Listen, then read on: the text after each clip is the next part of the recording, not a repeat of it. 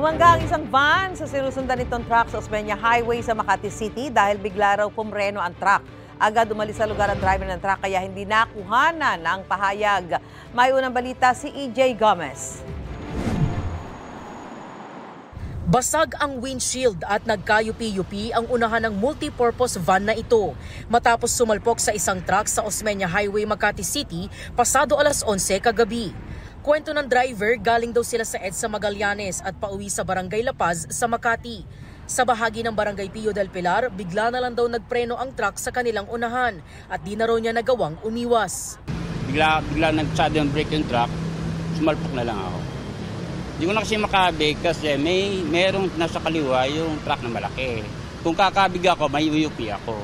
Sinubukan daw niyang kausapin ang driver ng truck pero tuloy lang daw ang pag-abante nito. Ayun, nagsigawan yung mga tao sa loob. Siyempre, unahin ko muna yung mga kasama ko bago siya. Tumakbo ako. Pagbaba ko, wala na. Bigla lang siyang umalis. Hindi na rin daw niya napansin ang plate number ng truck. Hindi nasaktan ang driver ng van. Ang 4 na pasahero isinugod sa ospital dahil sa mga tinamong sugat sa katawan. Ayon sa pulisya, susubukan nilang i-check ang dashcam ng van, gayon din ang mga CCTV sa lugar para matukoy ang nakabanggaan na truck.